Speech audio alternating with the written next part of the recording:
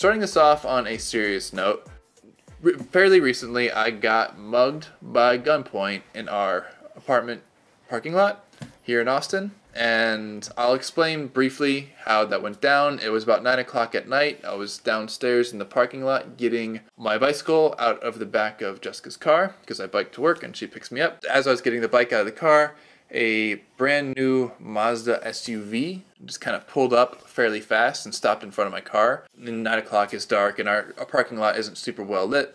I had a brief notion of potential danger, and in my head I was like, if people jump out of this car, I'm running. But just one guy came out of the car, and he kind of came over, and he looked a little shifty, but like he came over and asked if I had any weed, and I said no. He then was like, what are you doing? And it did look kind of weird. So I was like, I'm just getting my bike out of the car. It was still in pieces lying on the ground because I had to take my wheels off to get it in the car. And then he asked if I had any change. At this point, I thought he was still just kind of like trying to bum change from me. I was like, no. Then he pulled out a small silver pistol. Probably it looked about like a 22 gauge something. And he held it at his waist and kind of like showed it to me. He said, give me everything you've got. And I was like, I don't really have much. And he's like, what do you have? I'm like, all I have on me is my phone. He told me to like turn out my pockets, so I turned out my pockets. I really didn't have anything on me, no cash or anything. There was nothing valuable in the car. So he said he wanted my phone. My phone is the kind where I got a replacement now, but I keep my cards in the back of the phone in a little pouch. So as I was handing it to him, I was like, can I at least keep my cards? And he hesitated, and I was like, come on. I couldn't believe you asked that question. The underlying assumption is, I'm going to cancel the cards anyways, and it's just a big pain for me to have to go get new cards and a new ID. And so, like, I said, come on, and he's like, okay, take your cards, which was decent of him, I guess, while he was robbing me. So he took my phone, hopped in his car, and then drove off. The way he drove off, he actually drove off down a cul-de-sac of our apartment complex and had to turn around and come back. To me, this tells me that he didn't know the apartment complex, and anybody who lives here knows that you can't go that way. He was probably most likely just cruising around from apartment complex to apartment complex looking for a target of opportunity, and I happened to be that target of opportunity right there, right then. He wasn't super anxious or super hyped up. He never pointed it like at my head or anything. Like the closest he might have got was my abdomen, and he kept it at his waist. It was more of a, come on, you've lost this interaction sort of thing. So I stayed calm, he stayed calm. I saw no reason why I should escalate the situation. We called the cops immediately, and they came pretty quickly. The car, what really threw me off was this car that pulled up had dealer tags on it, and it was brand new. It was shiny, like in the darkness it looked baby blue. So the part of my brain that stereotypes and judges things thought this is just some mom who's lost and late to some appointment and she's asking for directions. That's not uncommon. I had one instinct of warning, one hint of warning, and that's how he stopped too fast. But part of my brain overrode that. Anyways, we called the cops, blah, blah, blah, blah, blah. We tried to track my phone. He immediately turned it off. They said the car was most likely stolen and he was just going for a joyride because he was bored. Anywho, that's that story. But because of that, we're going to talk also about pirate talk, because this is something that, it's one of the things you think about when you're thinking about going blue water cruising to foreign countries is pirates. It does happen. Like, it's not frequent, but it's also not frequent that you get held up at gunpoint, and it happened to me. So if anything, it was a useful reminder to show how vulnerable we are and how we need to, when we're doing things, realize when we are targets of opportunity. Doesn't mean we need to always avoid being a target of opportunity. Sometimes you're just going to be there. But when you are there, I think it's valuable to know that you're vulnerable. We're going to talk about pirates now. Alright, Ryan's going to be talking more about the pirates because he knows more about this stuff. So I'll just chime in when I want. With regard to... Wait, let's talk about, like, our feelings about it. About pirates? Why do we think we need weapons? If it's such a rare occurrence? Yeah, because I feel like we need protection because we can't just call the police. There's no police in the middle of the ocean. So it's kind of important to have some protection. I wouldn't mind having a gun, but it's a big pain. Yeah. And he'll explain why. We'll talk about guns near the end. I'm not a gun person, by the way. It's just that's how I feel. It's because in the middle of the ocean. She grew up in California. What do you expect? So when it comes to pirates, somebody else had this analogy on one of the cruising forums, and I really like it, and I think it's accurate. There's 3 kinds of pirates, right? There's pirates who come on your boat, and they're just really burglars. They're trying to steal your stuff. They're not wanting an altercation. They're not wanting a fight. They just want to get in, steal some of your stuff, and leave. And it's really very much a target of opportunity thing. For these types of pirates, for lack of a better word, burglars, well, there's different things you can do, right? You can make yourself less of a target. And ways to make yourself less of a target are, first of all, you should have locks on your lockers. And one of the things that surprised me, even in the limited amount of experience we've had with all the different boats we've been on, is the lockers don't lock. Some of them have It seems like common sense to lock them, though. Yeah, some have padlock lockers, but even that doesn't seem that secure. It would make sense to me that you would want to lock all your stuff up, just in general, when you're gone for the day, so somebody doesn't come on your boat, open up your hatches, steal your extra sails, steal your windlass, I don't know, just steal things. Also, don't leave stuff out. And I know that it seems pretty normal. A lot of the cruising community, they're just really casual and leave out their kayaks and bikes and paddleboards and whatever on there. But that stuff's really easy to steal. So if you're going to leave it out, maybe lock it. And I know this one's also contentious, but try not to leave... If you're worried about people coming onto your boat at night or while you're gone, don't leave your hatches open. Now, some people say this is impractical because they don't have AC on board and they have to leave their hatches open while they're sleeping to get airflow through. But there are, these mesh or, steel wire or metal hatch covers that will let air flow through but won't let people inside of your companionway or your open hatches or whatever. So if you're considering keeping yourself safe, it seems like it would be pretty obvious that you should have some way of keeping your windows open but having bars on them, as an analogy. Know your anchorage, know your buddy boats that are nearby if you can, be friendly. If there's any reports of trouble in the area, you might want to either leave lights on. I don't know if motion detector lights would be way too sensitive on a boat, but that seems like it could be a good idea. I've heard of people having little laser tripwires on their boats that if you cross the laser tripwire, lights will turn on, maybe a siren turns on, basically like a car alarm for your boat. You could also be proactive. A spotlight at night, if you have to and you feel like you're going to get your stuff stolen, stay up, have a spotlight and shine it on somebody. Delos did this in one of their episodes to keep people from stealing all their stuff. If you have a dog on board and your dog is not our dog, who is super friendly to everybody, but if you have a dog that's got any guard dog or barky tendencies, that can be a deterrent in and of itself. So that's to keep them off of your boat in the first place. Once there is somebody on your boat, then it's kind of a different scenario. Even if they're just looking to get off the boat, it's a different game now because there's a confrontation. There's an implicit confrontation. If you know they're on the boat and they know you know they're on the boat, that's a confrontation. And confrontations can turn out, chaotic. You don't know necessarily what's going to happen. So this is when people start talking about weapons and whatnot. I think one of the best solutions is bear spray and or pepper spray. First of all, it's non-lethal. So let's talk about that real quick. Can we go into, what if we go into countries, will they allow it? That's a very good question. Supposedly, some countries don't allow it, but it's one of those things that if you bring it, it's not like they're going to throw you in jail for having brought bear spray. They're just going to confiscate it. Some people are like, well, just wrap your bear spray in something else's canister to hide it. And that, I suppose you could do that if you wanted to hide it. I feel much more comfortable bringing bear spray on board than bringing a gun on board and hoping, well, we'll talk about guns later.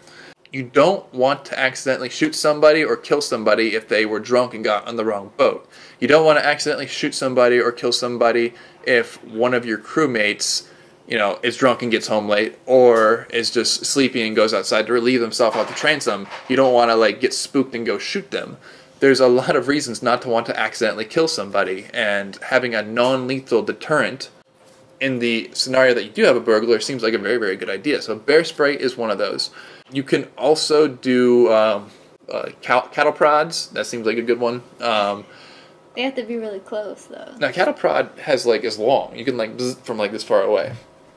From this far away? From this, it's like a telescoping thing. You can it's like a handle and then a thing and then a U shape, and you can buzz them from far away. Then these. That's not very far. Well, it's like machete length, right? Oh, maybe we can get a super extended cattle prod for you. There's stun guns, which are the same thing but a lot shorter, and I don't like this stun gun. I don't like stun guns for the fact that you have to make contact. It's so close, and it puts you well within striking distance. There are also baseball bats, clubs. You can also do machetes, swords, shorter swords if you feel like going that route. Some people just prefer to go old school and have those really big ass mag flashlights with 5-6 big batteries in them, because you can shine it and whack them over the head with it. You have to be really close. Yeah. One of the things I don't like about weapons that require force, baseball bats, machetes, swords, flashlights, is that whatever system you devise for defending yourself on a boat, it should work for everybody on the boat. I mean, meaning it shouldn't be dependent on, if you're a guy and you're watching, which is a fair degree you are based on our demographics, you should not come up with a self-defense system that your wife or your kids or your elderly crew or your inexperienced crew can't handle. That's a bad security system. If your self-defense is a sword and you're super trained in swords, well, when you're sleeping, your self-defense system is offline. So I very much prefer something like sprays or tasers that will do the job without requiring physical strength. And if they're non-lethal, then people who are a little bit more timid around violence are going to be less likely to hesitate. And that's one of the big things. Even if you train your crew on gun, if they're timid about the idea of shooting somebody, then if you know anything about guns, you know that's a very dangerous situation. Other self-defense things that I've read that I think are a bad idea for this scenario, where you got a burglar on board and you found it out, and there's maybe a confrontation, is some people say electrify your lifelines, they go around the boat. Oh, wow. So if somebody's climbing up, you can shock them. I mean, in theory, it seems like a good idea, but you're gonna shock yourself, guaranteed. I grew up around a horse pasture. We had electric fences. You're gonna shock yourself.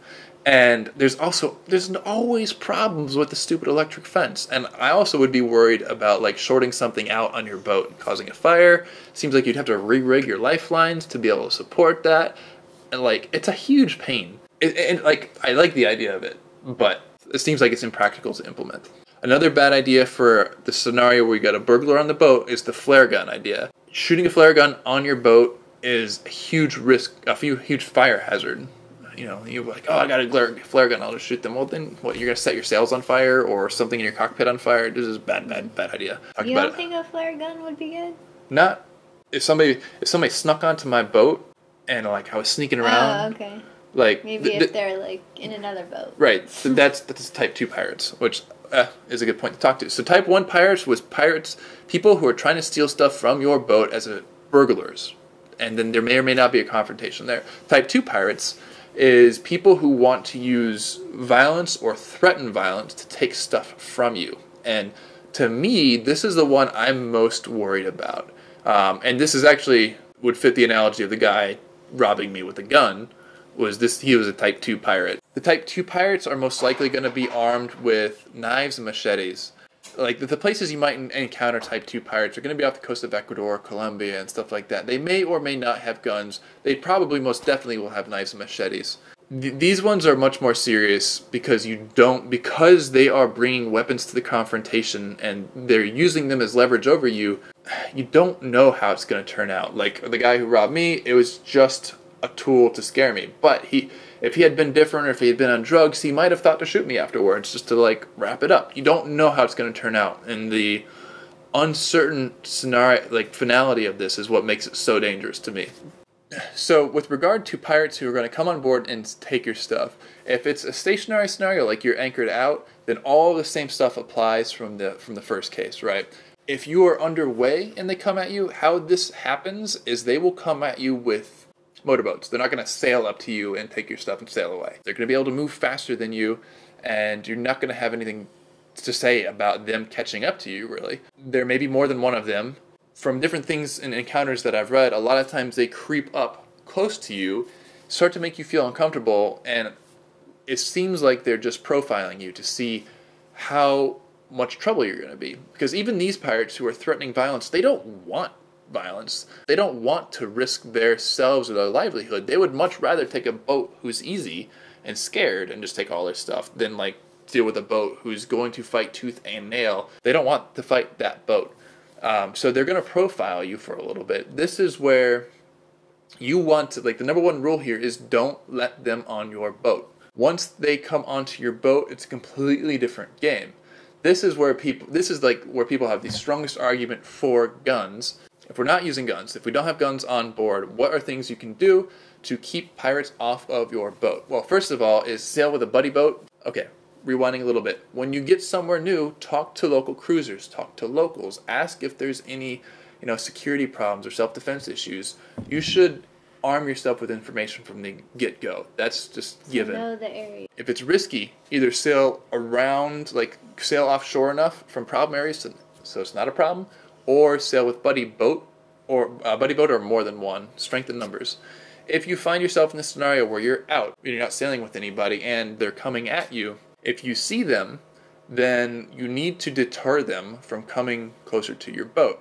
So this is where flare guns can be useful. You can either threaten to shoot a flare gun. I've heard stories and read stories of people threatening to shoot with a flare gun. The idea here is that, remember, fire and boats don't mix. Fire and boats is very, very bad. If you're going to shoot fire onto their boat, they might decide that you're not worth it. If this is going to be a defense strategy that you employ, you might decide to have more than one flare gun on board. If your flare gun supports it with different kinds of flares, there is the risk of fire. Try not to shoot a flare into your sails if you can help it. That would hurt you more than help you. Another idea is Molotov cocktails. The good thing about Molotov cocktails is all the ingredients are completely legal. You can bring them into port. You're going to have alcohol and you're going to have cloth. Anyways, Molotov cocktail you can home make and you can throw at their boats. Can you make it fast enough though?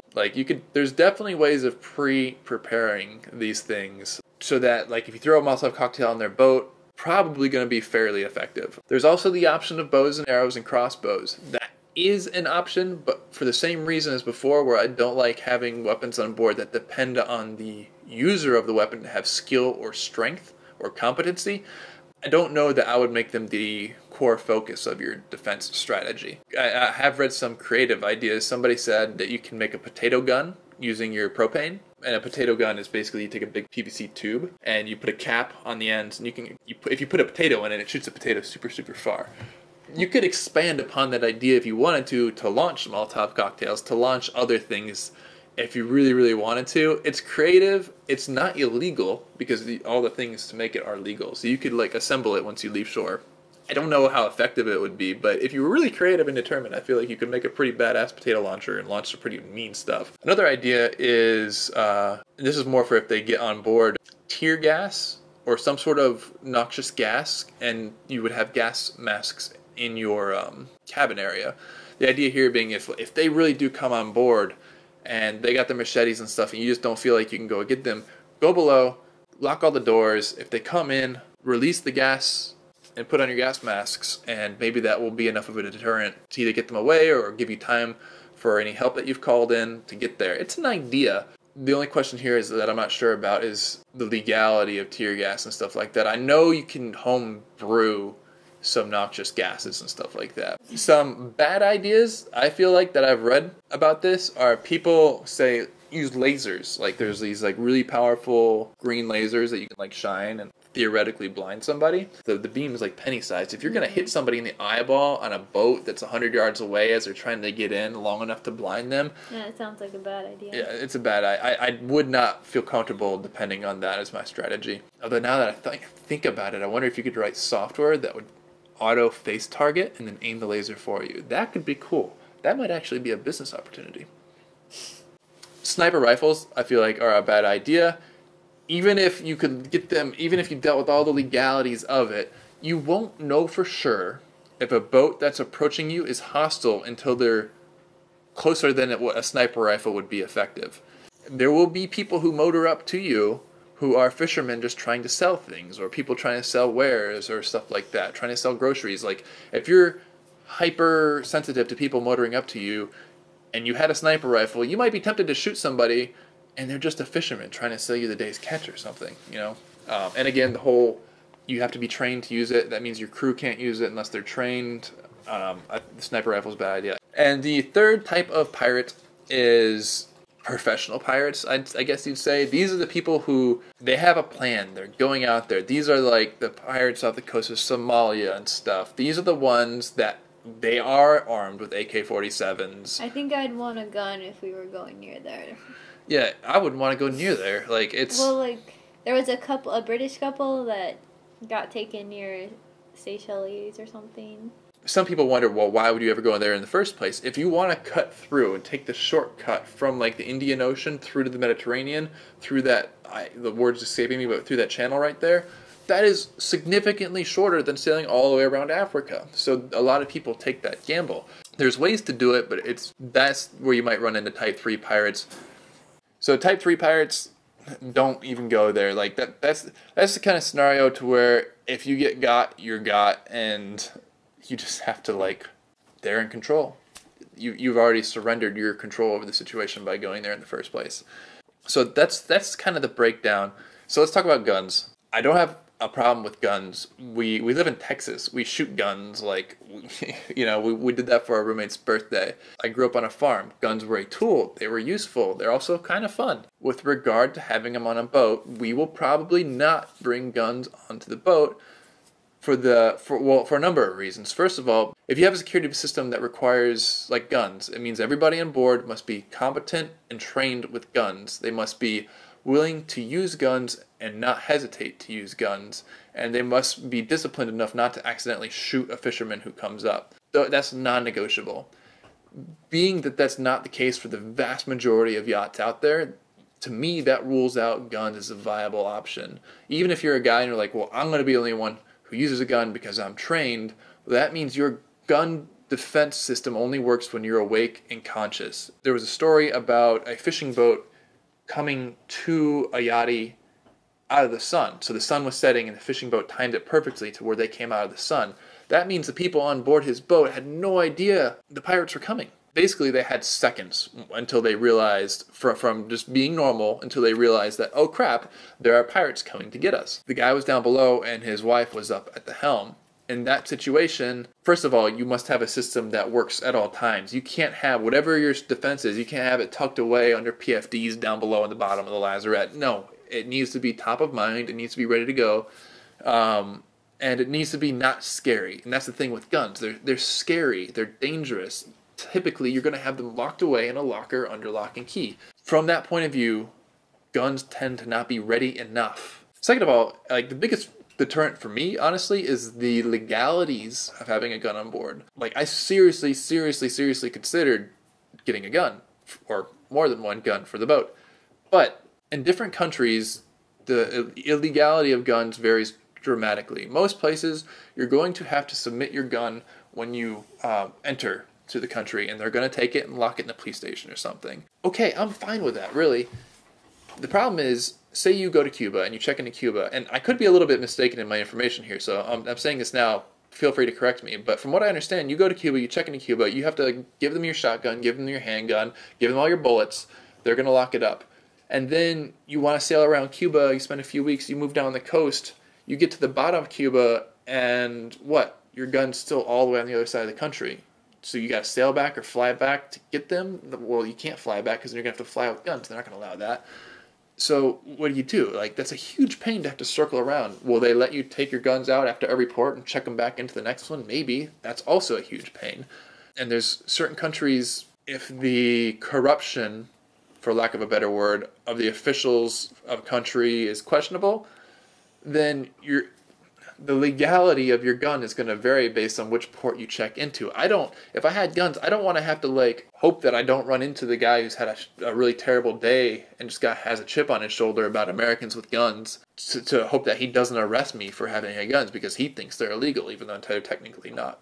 I guess I could preface this by saying if we were only going to like 3 or 4 countries, or if we were going to stick to the Caribbean, then maybe we could learn the rules for all the specific countries and then play by their rules. But we're not going to hit 3 or 4 countries. We're going to hit dozens and dozens of countries on our travels. So We want a system that will work for dozens and dozens of countries. The other thing is, people say, just hide your guns on board. You know your boat better than anybody.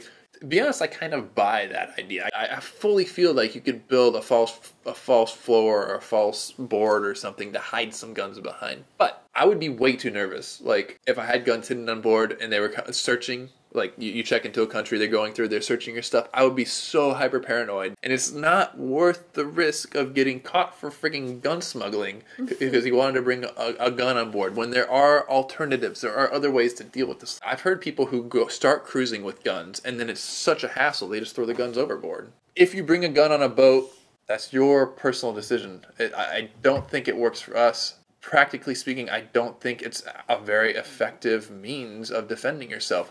When something happens, it's going to feel like, if you've ever been in a car wreck and it just happens, there's no warning. It just happens. If you have a system in place, then it might get used. But all the biggest guns in the world and talk about your AR-15 that's got armor-piercing bullets and you're going to shoot holes in their hull and sink them from far away, that's all ludicrous. You're probably going to get put in jail more than you're going to be able to defend yourself in this scenario. If it's going to happen, it's going to be unpredicted. They're going to trick you. It's going to be a surprise. They're going to come out of the sun while the sun's setting and you're down below, and it's just going to happen. That's scary. As with anything to do with self-defense, the best defense is to not get into a fight in the first place, to avoid the situation. Now, that doesn't mean don't go on your boat. When you go on your boat, you're assuming some risk. Getting in a car is dangerous, but we have to get in cars to get around. So you put on your seatbelt, you drive defensively. Same thing on a boat. Have self-defense. Have some systems that you can feel comfortable with your crew using, but be safe, be smart, talk to locals. If you're in a dangerous place, sail with buddy boats, and I think that's the right answer. So what do you guys think? Would you use a gun? Do you have any stories to tell us? What do you think is a practical way to defend yourself on a boat? Do you have any ideas? Even if you're a gun lover and you're 100% sure you're going to have a gun, what would be some other ways to defend yourself? I'd be curious. What do you think? Next week, we're going to be making some really cool videos. We're going on a really fun sailing trip. It will be interesting, and you may see some people you might know on board. Click on Jessica's head area. There should be a video that pops up here for a previous video.